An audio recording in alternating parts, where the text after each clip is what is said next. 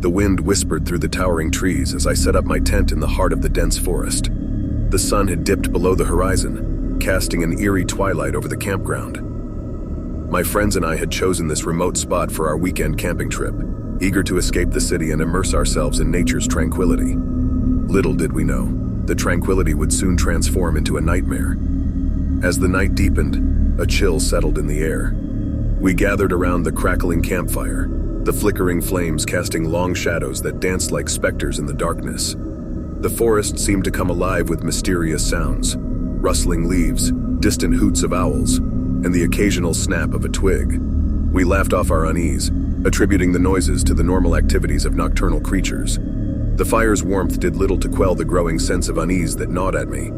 I attributed it to my overactive imagination, a side effect of too many horror movies. But then, from the depths of the forest, came a sound that sent shivers down my spine. A low, guttural growl, unmistakably primal and undeniably menacing. I glanced at my friends, their expressions mirroring my own fear. We clung to each other, our laughter now replaced by a nervous silence. The growl had come from all directions at once, as if the very forest itself were growling at us. "Maybe it's just a bear," Jake suggested, his voice quivering. "We're supposed to be the dominant species, remember?" Sarah tried to joke, but her trembling smile betrayed her unease. Just as we began to regain a semblance of composure, the growl erupted again, this time closer. It was a bone-chilling sound that resonated deep within me, triggering a fight-or-flight response that begged me to flee into the darkness. But where would we go? The forest was our only shelter. Suddenly, a flicker of movement caught my eye. I turned toward the trees, my heart hammering in my chest. Two pinpricks of light glowed in the shadows, their red hue unmistakable against the backdrop of night. Eyes. Glowing eyes fixed upon us, unblinking and unwavering. The growl echoed once more, its source revealed. A massive, hulking silhouette emerged from the darkness. It was unlike anything I'd ever seen before, a twisted fusion of wolf and something far more sinister. Its fur was mottled with patches of sickly, pale skin stretched tight over its sinewy frame. Its eyes bore into us, radiating a malevolence that transcended the natural world. Fear paralyzed us, our minds struggling to process the unnatural horror before us. Without warning, the creature lunged, its movements fluid and unnaturally fast. The campfire's light illuminated its grotesque features as it snarled, revealing jagged, razor-sharp teeth that dripped with viscous saliva. We scrambled to our feet, adrenaline pumping through our veins as terror gave us newfound strength. "Run!" I screamed, and we fled into the night, the creature's haunting growls echoing behind us. Branches clawed at us. The forest floor was uneven and treacherous, but our fear-fueled determination kept us moving forward. We stumbled upon an abandoned cabin, its wooden walls weathered and worn. Desperation overtook caution as we rushed inside, barricading the door behind us with a heavy table. Gasping for breath, we huddled together, the adrenaline slowly giving way to the crushing weight of reality. The cabin's interior was suffused with an otherworldly cold. Shadows seemed to dance in the corners of the room, whispering secrets of the forest's ancient malevolence. We had escaped the creature for now, but there was no way to know how long we would remain safe. Hours dragged on, each passing moment amplifying the sounds of the forest's eerie symphony. Footsteps scraped against the cabin's exterior, nails tapped rhythmically on the windows, a tormenting reminder that we were not alone. The creature was toying with us, reveling in our fear. As dawn's feeble light filtered through the cabin's windows, the sinister presence seemed to recede. The footsteps faded, the growls subsided, and the forest resumed its deceptive calm. Cautiously, we emerged from our sanctuary, our eyes scanning the surrounding trees for any sign of danger. We fled the forest that morning, leaving behind our shattered notions of safety and the sinister entity that had forever tainted our perception of nature's beauty.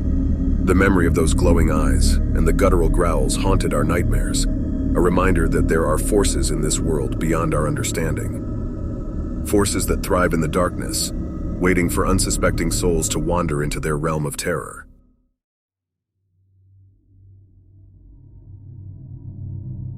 The howling wind and rustling leaves were the only sounds that accompanied us as we set up our campsite deep within the heart of the dense woods. My friends and I had decided to embark on a weekend camping trip, seeking an escape from the stresses of everyday life. Little did we know that our idyllic adventure would soon turn into a nightmare beyond our darkest imaginings. The sun was beginning to dip below the horizon, casting eerie shadows across the trees as we huddled around the crackling campfire. Laughter and the clinking of beer bottles filled the air, and for a while, everything felt perfect. The flames danced and swayed, seemingly oblivious to the encroaching darkness that surrounded us. As night descended upon our little campsite, the atmosphere shifted. The woods, once so inviting and mysterious, now seemed to close in around us, their gnarled branches reaching out like bony fingers. Unease settled in the pit of my stomach, but I dismissed it as mere paranoia. We were adults, after all, not scared children. Our laughter began to wane, replaced by hushed whispers and nervous glances. We all felt it, the sensation of being watched. Whenever I turned my head, I caught fleeting glimpses of movement among the trees, like elusive phantoms lurking just out of sight. My attempts to point them out to my friends were met with incredulous looks. They chalked it up to the wild imagination that often accompanies tales told around the campfire. As the night wore on, the temperature dropped, and an eerie fog crept through the woods, cloaking everything in a ghostly shroud. We gathered closer to the fire, seeking solace in its warmth and light. But the fire, once a source of comfort, seemed to flicker and fade with every passing moment, its glow growing dimmer and dimmer. A blood-curdling scream shattered the stillness of the night, causing all of us to jump to our feet in alarm. It was Sarah, her face a mask of terror as she pointed toward the edge of the clearing. My heart pounded in my chest as I followed her gaze, my blood turning to ice. Standing among the trees was a figure shrouded in the mist. It was tall and thin, its limbs contorted at unnatural angles. Its face was obscured by shadows, but I could feel its gaze boring into me, an intense, malevolent force that seemed to pierce through my very soul. Paralyzed with fear, I couldn't tear my eyes away from it. "Who's there?" I called out, my voice trembling. The figure didn't respond, but its presence seemed to grow more oppressive with each passing second. My friends and I huddled together, our fear connecting us like a chain, as we watched the figure slowly recede into the darkness. Hours passed, but sleep remained elusive. The woods were alive with unsettling sounds, whispers carried on the wind, rustling leaves that sounded like footsteps, and distant, mournful cries that sent shivers down our spines. We huddled together, clutching flashlights like talismans against the encroaching darkness. The first light of dawn brought a glimmer of relief. The woods seemed to loosen their grip on our senses, as the morning sun bathed the clearing in a warm golden light. We packed our things in a hurry, eager to escape the oppressive grasp of the forest. As we retraced our steps, the woods seemed different, less threatening, more benign. We laughed nervously about our overactive imaginations, attributing our fear to a combination of exhaustion and too many horror stories told around the fire. But I couldn't shake the feeling that something malevolent had been lurking just beyond our sight, waiting for us to let our guard down. Years have passed since that fateful camping trip, and yet the memory of that night continues to haunt me. I've tried to convince myself that it was all just a figment of my imagination, a result of an overactive mind in a spooky setting. But there are nights when I wake up in a cold sweat, the feeling of being watched still lingering in the back of my mind. I've never returned to those woods, and I never will. There are some things that are better left undisturbed, some mysteries that are better left unsolved. As much as I try to rationalize what happened that night, a part of me knows that there was something in those woods, something ancient, something sinister. And it's a memory I'll carry with me like a scar on my soul forever.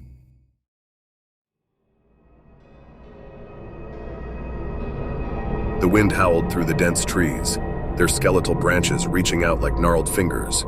The moon barely managed to pierce the thick canopy, casting eerie shadows that danced upon the forest floor. My friends and I had ventured deep into the heart of these woods for a weekend camping trip, seeking solace in the embrace of nature. Little did we know, we were not alone. As we set up our campsite, an unease settled over us. It wasn't just the haunting silence that surrounded us, but a feeling of being watched. We laughed it off as mere jitters, attributing it to the ghost stories we'd shared around the campfire earlier. But deep down, a primal instinct warned us that something was amiss. Night fell like a heavy curtain, wrapping the forest in an inky blackness. The crackling fire provided some comfort, its warm glow holding the darkness at bay. We laughed, shared stories, and roasted marshmallows, desperately clinging to the familiar to drown out the growing sense of dread. As the firelight waned, so did our courage. The woods seemed to close in around us, and every rustle of leaves sent shivers down our spines. We huddled together, our flashlight beams sweeping the darkness as if trying to fend off unseen predators. But it was the sound that came next that froze us in our tracks, a faint, mournful whispering that seemed to drift on the wind. "What was that?" Emily whispered, her voice trembling. We exchanged nervous glances, the unease in the air becoming palpable. "Probably just the wind," I replied, trying to convince myself as much as my friends. But the whispering persisted, growing louder as if a chorus of ghostly voices were calling out from the shadows.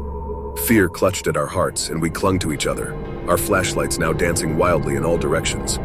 The forest seemed alive with unseen forces, and the once familiar trees became menacing silhouettes that threatened to close in on us. "Let's get out of here," Mark stammered, his voice cracking. We scrambled to pack our belongings, fumbling in the darkness. Panic was a relentless beast, nipping at our heels as we stumbled through the underbrush. The whispering grew more urgent, a cacophony of anguish that seemed to resonate within our very souls. Suddenly, a piercing scream tore through the night and we froze. It was Emily, her flashlight beam illuminating something unimaginable. A figure, tall and gaunt, its eyes gleaming like two pinpricks of malevolent light. The whispering reached a fever pitch, a symphony of terror that seemed to emanate from this spectral being. Without thinking, we turned and fled deeper into the woods, the trees becoming a labyrinth that offered no escape. The whispering chased us, growing louder and more dissonant until it felt as if the very air was vibrating with dread. Our lungs burned, our hearts pounded, and the forest seemed to twist and contort, its once familiar paths leading us in circles. As we stumbled through the undergrowth, Mark's flashlight flickered and died. We gasped in terror, now enveloped in complete darkness. The whispering surrounded us, its icy tendrils closing in. With a sickening realization, I understood that we were not being pursued by some external force. It was as if the woods themselves were alive, malevolent, and hungry for our fear. We collapsed to the ground shifting beneath us as if it were breathing.